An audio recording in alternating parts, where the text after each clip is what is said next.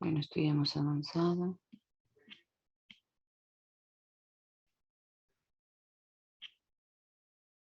Bien, estábamos acá.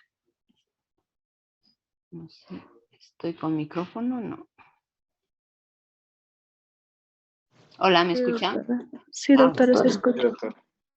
Ya, entonces hablábamos de la enfermedad de Parkinson y les decía que... Ah, no, voy a grabar, gracias. Ahora voy a grabar. Porque parece que ustedes rescatan y pueden... Recording in progress. Ya. Les decía que la enfermedad de Parkinson se ha visto en los últimos tiempos que tiene una gran influencia medioambiental. Hay mucho Parkinson. Parece ser que tiene que ver también con esto del aumento del cáncer, ¿no? Y la contaminación del medio ambiente. Entonces, hay una disminución de la actividad de la vía nigroestriatal porque se destruyen estas neuronas y sus circuitos dopaminérgicos. Hay como una degeneración de la vía nigroestriatal. Bien, este es un corte sagital, fíjense ustedes, ¿ya? Un corte sagital de la vía nigroestriatal, me gusta mucho. Ustedes fíjense que tenemos los ganglios de la base, el sistema nigroestriatal. En todo esto es donde radica la enfermedad de Parkinson, es decir, hay una degeneración, ¿no? Aquí está el hipotálamo posterior, miren qué bonito se ve. Es una proyección del sistema dopaminérgico de la sustancia negra. Y este es un corte axial de los circuitos dopaminérgicos nigroestriatales. Aquí se ve muy bonito y cuando vemos una tomografía, vamos a ver el tálamo. Acá está el tálamo, fíjense ustedes. Estos son los ventrículos. Y en la tomografía, si recuerdan, vamos a ver acá también los ventrículos laterales anteriores y posteriores. El caudado, el putamen, el núcleo pálido, la sustancia negra, el globo pálido. Perdón, esta es la sustancia negra, este es el globo pálido de ambos lados y la vía nigroestriatal. Miren, qué bonita es esta diapositiva. Apréndansela de memoria. El caudado aquí arriba, el globo pálido, núcleo de Luis. Muy bonito. Bien, ¿cuál es la clínica de la enfermedad de Parkinson? La enfermedad de Parkinson se caracteriza básicamente por 4 elementos. Es lo que en los libros está descrito como la letrada de la enfermedad de Parkinson. En algunos libros antiguos todavía una tríada. ¿Perdón? ¿Perdón? ¿Alguna pregunta? Ya. Se caracteriza entonces por 4 elementos. El temblor. ¿Y cómo es el temblor de la enfermedad de Parkinson? Es un temblor de reposo. Si ustedes me ponen en la pregunta, en la respuesta de un examen, temblor nomás está mal, porque la enfermedad de Parkinson se caracteriza por el temblor de reposo. Hay bradiquinesia, lentitud de movimiento. La bradiquinesia significa eso, lentitud de movimientos. Hay rigidez, ¿no? Esa rigidez diferente a la rigidez de la vía piramidal. Es una rigidez en hipertonos, es decir, ustedes quieren aproximar el antebrazo al brazo y entonces es duro, duro, duro, duro, duro, duro, siempre está duro. En cambio, en la vía piramidal, ustedes aproximan, es duro luego y luego cede como un elástico. Hay alteraciones de la marcha y el equilibrio, disminución de los reflejos protectivos, aumentando el riesgo de las caídas. Miren ustedes, en la diapositiva hay una persona con hipomimia, ¿no? O sea, hipo quiere decir disminuir. Disminuida la mímica del rostro, es decir, son pacientes que tienen una facies de jugador de póker. La facies de jugador de póker parece que es o sea, no expresa nada, no tiene que expresar nada, ¿no es cierto? O sea, nunca he jugado póker, pero imagino que es así, que el jugador de póker no debe expresar nada porque entonces va revelando su jugada. Entonces, a eso se le llama hipomimia, ¿no? O facies de jugador de póker en la enfermedad de Parkinson. Bueno, la bradiquinesia, que es la lentitud del movimiento, hay un enlentecimiento o desaparición de los movimientos involuntarios, por ejemplo, el parpadeo disminuye, la mímica facial, el braceo, deglución de la saliva, empiezan a tener cialorrea, hay una hipofonía, es lo que acá dice disminución de la intensidad de la voz, o lo que nosotros podemos llamar hipofonía. Hay una facies de máscara. Muy bien. Y aquí ustedes tienen cómo en la enfermedad de Parkinson se van produciendo las alteraciones posturales. Flexión corporal, alteraciones de la marcha y el signo del tallo por falta de equilibrio, ¿no? Se llama signo del tallo. Por falta de equilibrio son pasos cortos, festinantes, empiezan a caer, caminar rápido y les cuesta detenerse, ¿no? O sea, van mirando y van caminando con pasos cortos como las geishas, ¿no? Y a medida que la enfermedad progresa, ustedes ven acá la diapositiva, va a ir el tronco flexionando más y el paciente da la sensación de que se va para hacia adelante, para adelante. Las alteraciones posturales en la enfermedad de Parkinson son muy frecuentes, ¿no? Ustedes pueden ver acá, va empezando a tener una cifosis.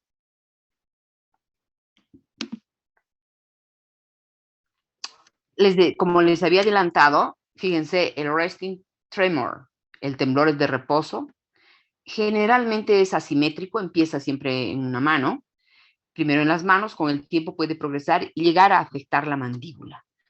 Puede o no estar presente la afección de la mandíbula. Tiene una frecuencia de 4 a 6 ciclos por segundo, que empeora con el estrés o las emociones, ¿no? O sea, cuando el paciente está estresado empieza a temblar más. Esto que ustedes están viendo en la diapositiva, en la imagen, eso empieza a progresar más. Generalmente requiere tratamiento farmacológico, pues afecta la ejecución de actividades básicas cotidianas, ¿sí? Afecta la vida, por supuesto. Hay una rigidez que se llama en rueda dentada, que es para los chicos que están pasando conmigo clases, van a ver que hay una hipertonía y hago yo esta operación que ustedes están viendo acá, de fijar la muñeca y luego uno va moviendo hacia arriba la mano y hay una especie de cremallera que uno siente, ¿no? Hay una sensación de cremallera. Esta es la rigidez en rueda dentada, ¿no? Esta hipertonía es pareja. La hipertonía de la enfermedad de Parkinson también se llama en tubo de plomo, porque si la pones como el plomo, el tubo a un lado, ahí queda. Esta rigidez en rueda dentada en miembros superiores por superposición del temblor, fíjense ustedes. En el tratamiento de la enfermedad de Parkinson, los fármacos más usados son la levodopa, la carbidopa, la mantadina, el pramipexole, el entacapone, la selegina. De todos ellos, realmente el medicamento boom y el que no se ha descubierto una cosa mejor es la levodopa. Se asocian levodopa más amantadina, levodopa más pramipexole, que yo generalmente voy asociando.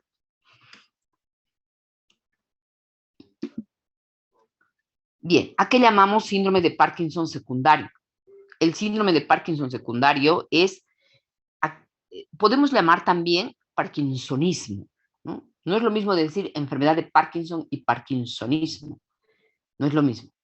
El Parkinson es la enfermedad. El parkinsonismo o síndrome de Parkinson secundario se debe a aquella manifestación extrapiramidal producida como efecto de algunos medicamentos, como por ejemplo los neurolépticos, los analgésicos como el demerol, la metoclopramida, la flunaricina, la cinaricina, la levomepromacina, es decir, los neurolépticos, ¿no? El haloperidol, etcétera, etcétera. O a ciertas intoxicaciones. Pueden haber intoxicaciones que cursen con este parkinsonismo, el monóxido de carbono como un efecto tardío. Ahora, en el otro grupo del síndrome extrapiramidal vamos a tener las coreas. La corea de Huntington es una demencia presenil que aparece entre los 35 a 40 años de edad. esta corea, la corea de Huntington, se debe a una alteración del cromosoma 4, es una alteración por herencia autosómica dominante de alta penetrancia, se trata de una enfermedad degenerativa con atrofia de los núcleos putamen y caudado. Subrayenlo, subrayenlo. ¿Qué tipos de coreas vamos a tener? Vamos a tener la corea de Sydenham.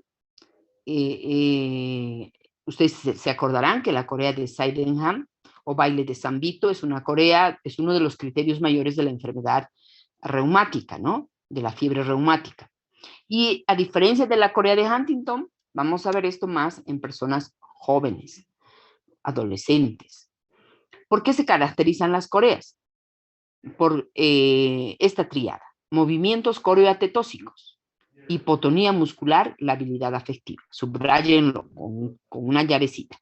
Movimientos coreoatetósicos, hipotonía muscular, la habilidad afectiva. Puede afectar los 4 miembros o ser unilateral y en ocasiones se asocia a síntomas cardíacos. Sí, la corea de Sydenham es así. Puede, en algunas ocasiones, ustedes saben, la fiebre reumática se caracteriza porque por corea, por el eslogan típico, ¿no? La fiebre reumática lo que hace es lamer las articulaciones y morder el corazón. Más como criterio mayor está la corea, con afección cardíaca. No así en la corea de Huntington.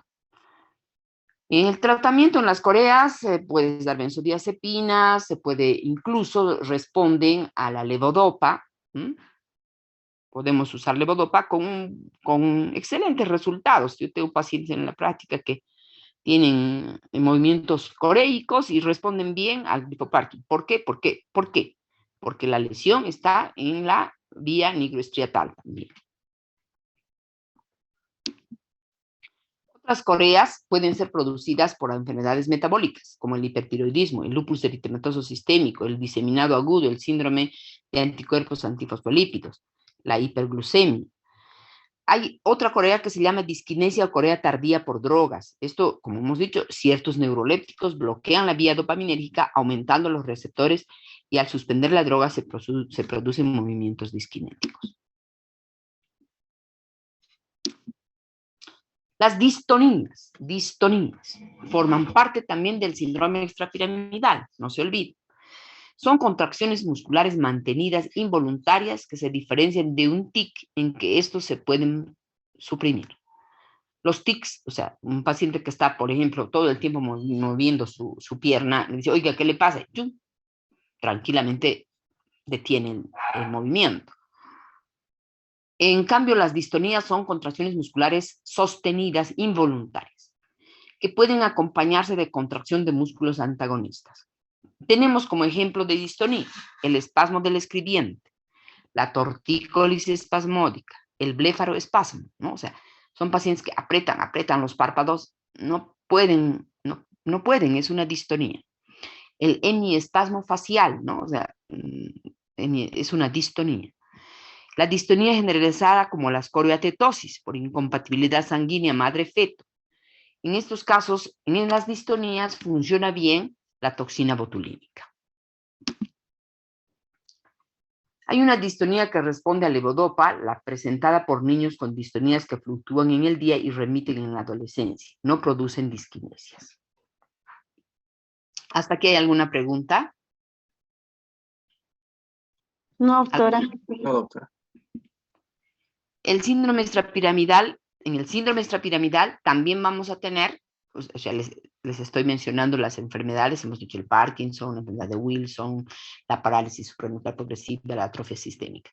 La enfermedad de Wilson también, ¿no? Está dentro de o sea, tiene sintomatología extrapiramidal. ¿Qué síntomas extrapiramidales va a tener la enfermedad de Wilson? Corea, distonía, cirrosis hepática, el anillo de Kayser-Fleischer. Esto lo hace el oftalmólogo con su lámpara de hendidura. Si nosotros estamos sospechando de una enfermedad de Wilson, vamos a ir a mandar al oftalmólogo para que revise si está el anillo de Kayser-Fleischer. Esto se produce porque hay un trastorno del cobre. Acuérdense bien, enfermedad de Wilson es igual a trastorno del cobre. con depósito en los núcleos de la base del hígado y de la córnea. O sea, la alteración en el metabolismo del cobre hace que éste se deposite en el hígado, en los núcleos de la base, que son los núcleos que han visto, esos bonitos que les he dicho, el tálamo, etc. Y la córnea, ¿no? Entonces, por eso es que a nivel de la córnea vamos a pedirle al oculista que busque los anillos de Kaiser-Fleischer. ¿Cómo hacemos el diagnóstico? Dosificando o pidiendo el dosaje de la enzima ceruloplasmina y la presencia de cobre en orina y en plasma, ¿no? Una disminución de esta enzima, la ceruloplasmina, con un aumento de cobre en la orina y en el plasma, nosotros vamos a pensar en una enfermedad de Wilson. El síndrome cerebeloso. ¿Qué es el síndrome cerebeloso? Es un conjunto de manifestaciones clínicas motoras que se caracteriza básicamente en la alteración de la coordinación y el equilibrio, limitando también la marcha, la postura, con presencia de reflejos pendulares que se manifiestan del mismo lado de la lesión sin que exista parálisis motora. Entonces, si es un síndrome cerebeloso, ¿dónde va a estar localizada la lesión? En el cerebelo. Evidentemente, vamos a identificar en qué lugares del cerebelo.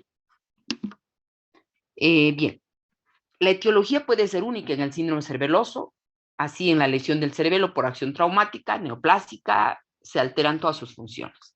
Es decir, podemos tener un tumor cerebral, un traumatismo de cráneo, incluido un accidente cerebrovascular. ¿Cuáles son las causas de un síndrome cerebeloso? Vasculares, ¿no? Con infartos, hemorragias, lo que hemos hablado. Una de las arterias muy comprometida en el síndrome cerebeloso es la pica, es la arteria cerebelosa posterior inferior. Y me gustaría que para estos de los síndromes y los accidentes cerebrovasculares, ustedes un poquito vuelvan su mirada a la irrigación del cerebro y repasen y lean un poquito. Entonces ahí vamos a ver que la arteria posterior inferior, que es la pica, la arteria cerebelosa posterior inferior, que es la que sale directamente de la arteria vertebral como continuación de ella misma, es una de las arterias importantes en el territorio posterior de ser afectada en los accidentes cerebrovasculares. Es fácil que un émbolo vaya por esta arteria y se desvíe por allá. También vamos a tener enfermedades degenerativas, por ejemplo, las ataxias espinocerebelosas, la ataxia de Friedreich, etc. O inflamaciones, procesos inflamatorios como tuberculomas, cerebelitis por virus, varicela, sarampión, coronavirus, etc. Cualquier enfermedad por virus puede producir una cerebelitis también, ¿no? Incluida esta del mono también, la símica. Entonces, en las causas de síndrome cerebeloso vamos a tener tumores con implantación de metástasis también. Puede ser un primario o que haya metastatizado. Son más frecuentes los tumores propios del cerebelo. Entre ellos está el hemangioma quístico del cerebelo, el Hippel-Lindau. Es un tumor muy pequeño que mide pocos milímetros, pero que produce hemorragia, que comprime, bueno, en realidad, es poco frecuente el hemangioma quístico del cerebelo, pero puede estar, ¿no? Es pequeño, pero su característica es que produce hemorragia. Y más aún al extirpar. Muchas veces puede pasar desapercibido. Pero ¿cómo podemos diagnosticar? Por la presencia de eritroproyetina, lo que puede causar una eritrocitosis. O sea, fíjense ustedes, como la rutina, el examen de sangre con una eritrocitosis no solo nos tiene que hacer pensar en una poliglobulia o una policitemia, sino también nos tiene que hacer pensar si es que nosotros tenemos manifestación neurológica en un hemangioma quístico del cerebelo, en un tumor. Bien, ¿qué más tiene el síndrome cerebeloso? Tiene hipotonía muscular y temblor, es decir, lo que hemos visto.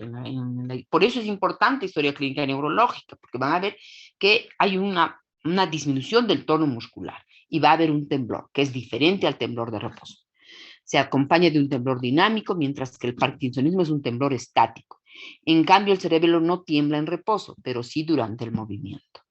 Se debe a la lesión de las dos conexiones del paleocerebelo. Los fascículos espinocerebelosos transmiten la sensibilidad profunda, inconsciente, de modo que gracias a ellos, bueno, esto está anotado. Entonces aquí forman parte importante para producir un síndrome cerebeloso estos dos fascículos, espinocerebelosos y el fascículo rubroespinal. que tiene su conexión con el pario cerebelo, estimulando las células gamma de las astas anteriores, que son los que regulan el tono muscular. Hay alteraciones del equilibrio. Esta es la marcha del borracho, del ebrio, produciendo la ataxia estática y dinámica, ¿no? El individuo no puede permanecer en posición bípeda, pierde el equilibrio ya sea parado o en marcha. Aumenta su base de sustentación abriendo las piernas para no caer, ¿no es cierto? Su camino, su trayecto es oscilante, es la marcha del borracho, lo que hemos dicho. ¿Se debe a qué? A que se destruyen las conexiones del arquicerebelo con las vías vestibulares. Dentro de las principales manifestaciones vamos a tener disartria, o sea, disartria, ya saben cómo es la disartria, habla escándida, ¿no es cierto? El temblor que es de acción, dismetría, es decir, la prueba dedo-nariz va a ir, o sea, la prueba índice nariz, punta dedo, punta nariz, está totalmente discoordinada, ¿no? O sea, no hay esa coordinación. Hay una asinergia, hay una adiadococinesia. La adiadococinesia es lo que a ustedes les he enseñado, que se le pide al paciente que golpee la planta, y la palma y el dorso de la mano en sus faldas, y normalmente lo hacemos en forma coordinada. Entonces él hace una prueba de alto, luego la otra, etc. Esa es la adiadococinesia. La marcha atáxica, titubeante, insegura, los reflejos osteotendinosos van a ser pendulares, hay nistagmo, hay vértigo, pregunta de examen. Apraxia, el paciente no puede abotonarse el saco, se alteran los movimientos voluntarios apareciendo dismetría, no se calculan bien las distancias que nos separan de los objetos, así al intentar coger un objeto sobrepasamos. Es lo que les decía, ¿no? O sea, hay una dismetría. Bueno, la adiadococinesia ya le expliqué. ¿Cuáles son las manifestaciones del síndrome cerebeloso en cuanto a su clínica? Por afección de estructuras vecinas pueden comprometerse pares craneanos, tronco, etcétera, ¿no? Porque, bueno, nada funciona solito, siempre es coordinado todo. Hay cefalea cuando se comprimen las meninges, náuseas y vómitos por el estímulo del centro del vómito. Cuando hay un méduloblastoma en niños, se asocia con un problema intestinal. Trastornos de la visión y diplopía por compresión del sexto par craneal en un síndrome cerebeloso. Bueno, ya hemos dicho, hay ataxia, caminan como borrachos, sensación de vértigo. Aquí ustedes tienen, está la marcha táxica, ¿no? Tienen una figurita, andan como borrachos, los pies muy separados para aumentar la base de sustentación, brazos separados para guardar equilibrio, pasos irregulares, unos cortos, otros largos, y se balancean. Fíjense ustedes cómo están los brazos. La dismetría, bueno, ya lo hemos hablado, es la incapacidad de medir distancias, los trastornos de la visión por la incoordinación de los músculos oculares, es lo que se llama el nistagmo, ven mal al cambiar el objetivo, o sea, si yo le digo, mira acá, o sea, la exploración que hemos hecho de la motilidad extrínseca, entonces el paciente empieza a tener nistagmo. Cuando hay lesión en el vermis, pueden pasar desapercibidos en el enfermo que está acostado, solo se manifiesta la incorporarse o ponerse de pie. Bueno, otra vez calculan mal las distancias, la dismetría, tanto en miembros superiores como inferiores, la prueba de dedo-nariz, talón-rodilla, también la prueba de Baranis, esta que le pedimos que haga 2 rayas verticales con una horizontal, y esta o la hace muy corta o demasiado larga, prueba de Baranis. El nistagmo son movimientos involuntarios de los ojos, hay trastornos del equilibrio en la bipedestación. Cuando hay lesión en el hemisferio cerebrales, es más frecuente la hipotonía. Es un poco difícil distinguirla, la podemos explorar moviéndole los antebrazos, ver si las manos se balancean mucho, ponerse de pie en máquina que les hace rotar el brazo hipotónico se balancea mucho. Los reflejos profundos son pendulares, por ejemplo el reflejo rotuliano, después de golpear la pierna se balancea un rato, y también hay disartria y disfonía, ojo, cuando hay lesión en los hemisferios. Bueno, la sinergia, fíjense ustedes acá, como le pedimos, no puede realizar movimientos complejos que impliquen la suma simultánea de varios movimientos. O sea, se le dice, toque su nariz, toque mi dedo, toque su nariz, y uno va moviendo la mano. Entonces hay una descomposición del movimiento. La disdiadococinesia o adiadococinesia es lo que les he dicho, es la incapacidad para realizar con rapidez movimientos repetitivos y alternativos, pronación, supinación de la mano, que se golpee el músculo con la mano y el dorso de la mano sucesivamente.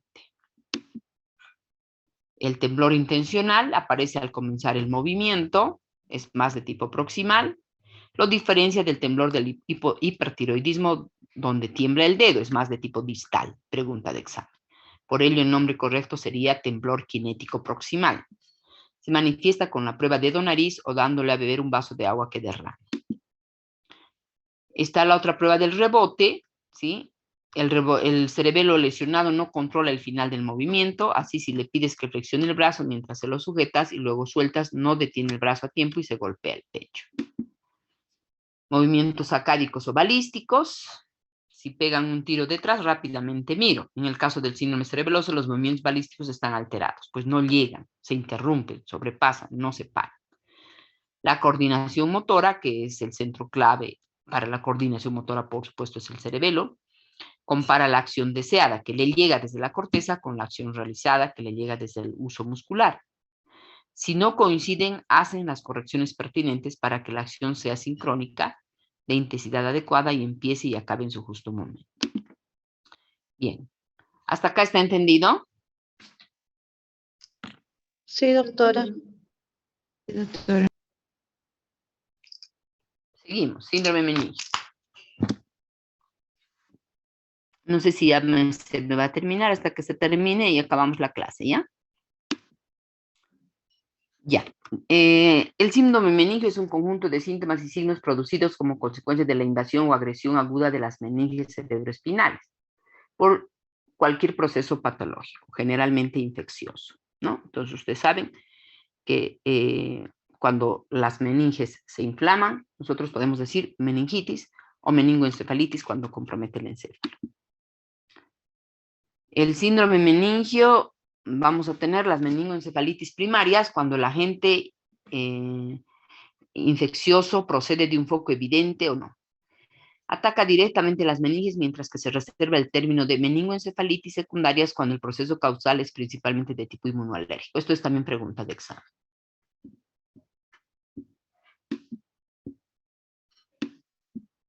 Desde el punto de vista terminológico, en ocasiones se utiliza el término reacción meningia para definir el cuadro de un síndrome meningio aséptico, producido por irritación de las meninges por una punción lumbar o por la realización de imágenes cerebrales, tomografías, resonancias, que pueden mostrar ligeras alteraciones del líquido cefalorraquídeo o del espacio subaracnoideo con captación o realce.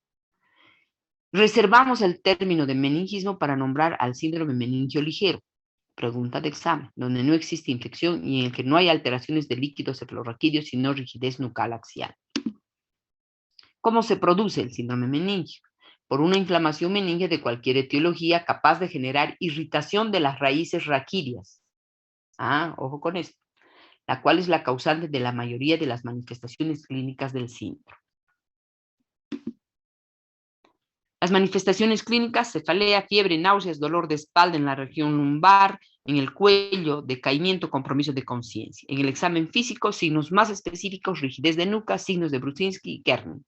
Puede haber compromiso de pares craneanos. El diagnóstico se confirma con el estudio del líquido cefalorraquídeo que está alterado. Y aquí ustedes van a ver los signos meningios. El signo de Kerner: paciente en decúbito supino, con la cadera flexionada, la rodilla no puede extenderse totalmente. Fíjense ustedes, ¿no?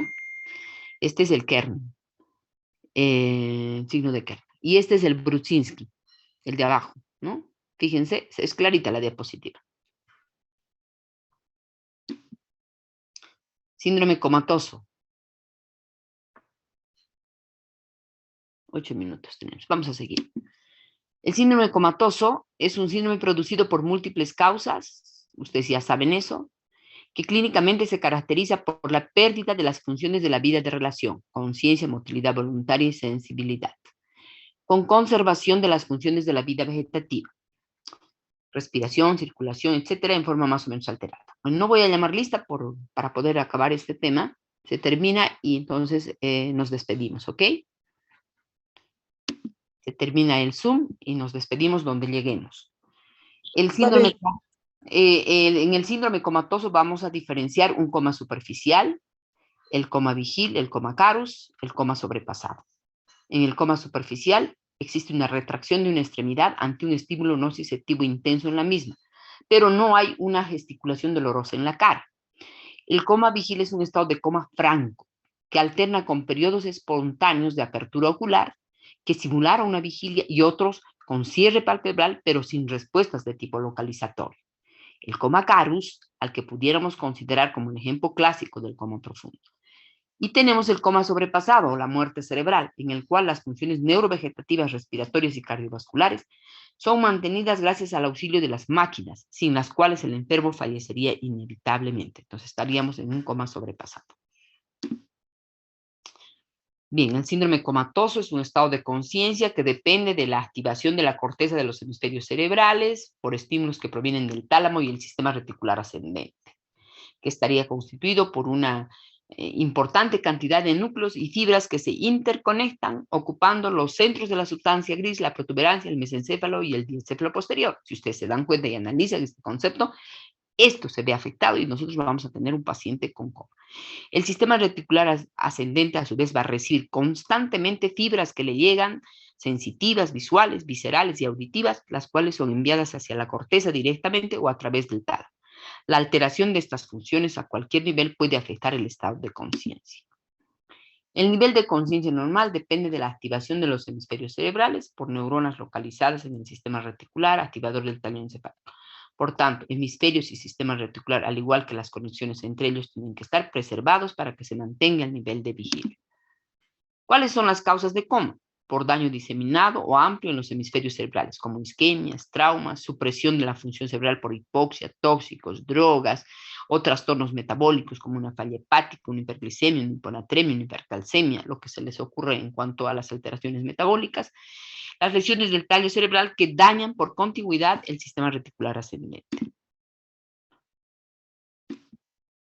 Entre los trastornos metabólicos, ya los hemos mencionado, ¿no? Trastornos endócrinos, etcétera, ¿no?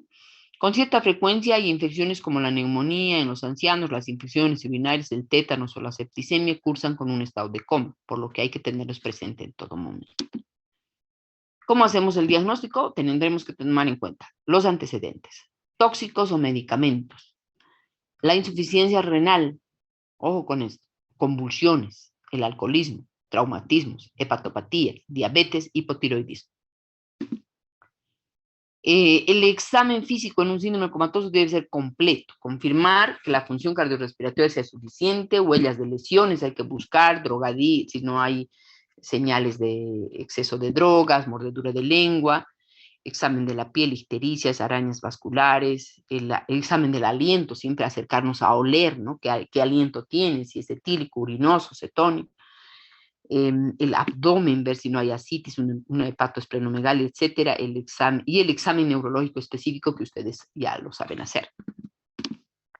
El diagnóstico siempre un hemograma, glucemia, creatinina, urea, amoníaco en sangre, ionogramas, gasometrías, niveles tóxicos en sangre, orina, electrocardiogramas, rayos X de tórax, cráneo, tomografías, electroencefalogramas, todo lo que sea necesario. Punción lumbar, tomografía por emisión de positrones, que no tengo en Cochabamba, resonancias magnéticas, arteriografías, entran todas las pruebas o auxiliares que nosotros podemos tener para llegar a un diagnóstico y definir el coma. El tratamiento que busca mantener normal el equilibrio energético metabólico del paciente y se orienta la terapia a la causa del coma en caso que ésta se identificara sin perder de vista que este cuadro puede ser causado por múltiples factores. La mayoría de pacientes requieren soporte avanzado inicial en UCI. Bien, ¿hasta acá hay alguna pregunta? No, doctora. No, doctor.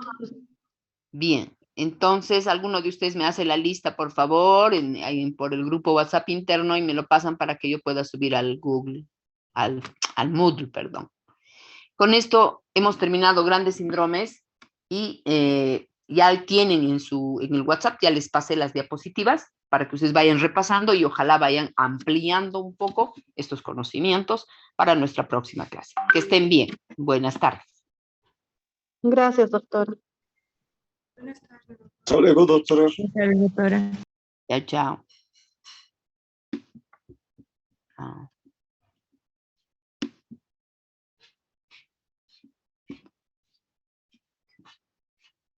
Acabé antes de 5 horas. Tengo tiempo para ir, hijita.